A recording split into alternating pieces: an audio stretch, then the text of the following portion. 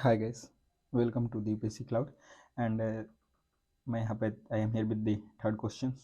Okay, तो third question, what it says that which one of the following categories of fundamental rights incorporates protection against untouchability as a form of discrimination. Okay, protect कर रहा है untouchability जो छुआछूत की है उसको कौन सा राइट जो है वो मतलब प्रोटेक्ट कर, जैसे कि फंडामेंटल राइट्स को हम लोगों ने 6 कैटेगरी में बांटा है। ठीक है, यहाँ पे लिखते हैं ये फॉर 6 कैटेगरी में। पहला क्या है,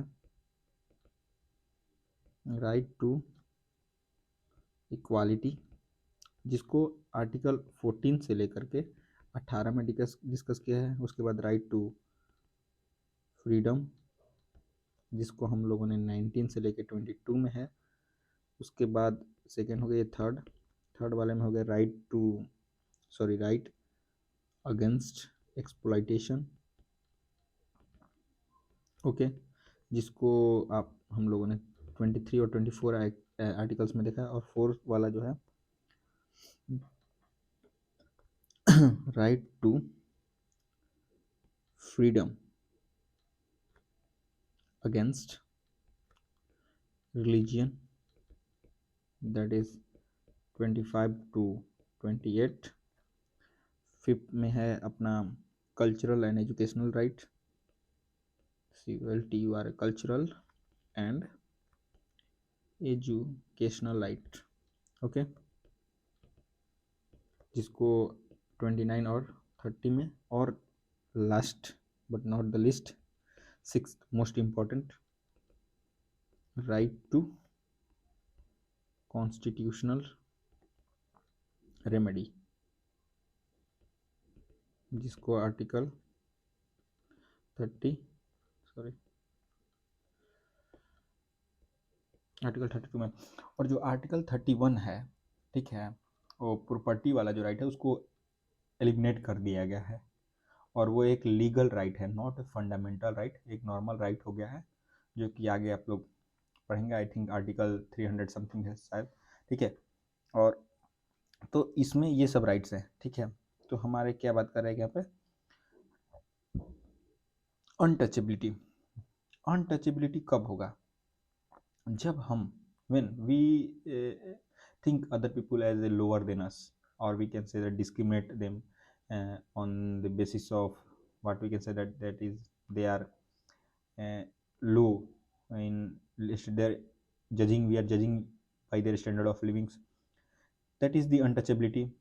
Untouchabilities are of many types, but mostly जब आप लोग देखेंगे ये मोस्टली क्या होता है कि राइट टू इक्वालिटी के अंदर जाएंगे तो आर्टिकल जो क्या है, आर्टिकल 17 में क्या कहता है, अंडर राइट टू इक्वालिटी में it talks about abolition of untouchability, ठीक, and prohibition of its practices. ठीक, ये क्या कह रहा है कि एबोलिशन मीन्स दैट पूरी तरह से खत्म, अनटचेबिलिटी की खत्म करने की बात करता है, और उसको प्रोहिबिट हर किसी तरह का, जैसे कि there are many types of untouchability, and it talks about all types of prohibition of untouchability. It abolishes untouchability and forbid its practice in any form. Okay, and the enforcement of any disability arising out of untouchability shall be an offensive punishment according to the law.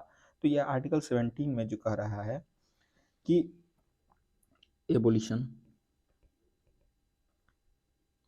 Of untouchability and prohibition of its practices. Okay, तो mostly क्या है, article 17 जो है ये form किस में आ रहा है, राइट टू इक्वालिटी में आ रहा है। तो इस बेसिस पे हम लोग राइट अगेंस्ट एक्सप्लॉइटेशन नहीं होगा, राइट अगेंस्ट फ्रीडम नहीं, कॉन्स्टिट्यूशनल रेमेडी तो होगा नहीं।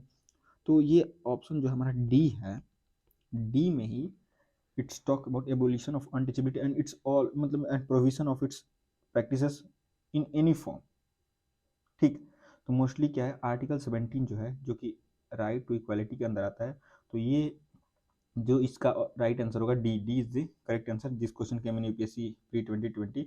And if you further details you have to go to the books of polity and see the article 17 and read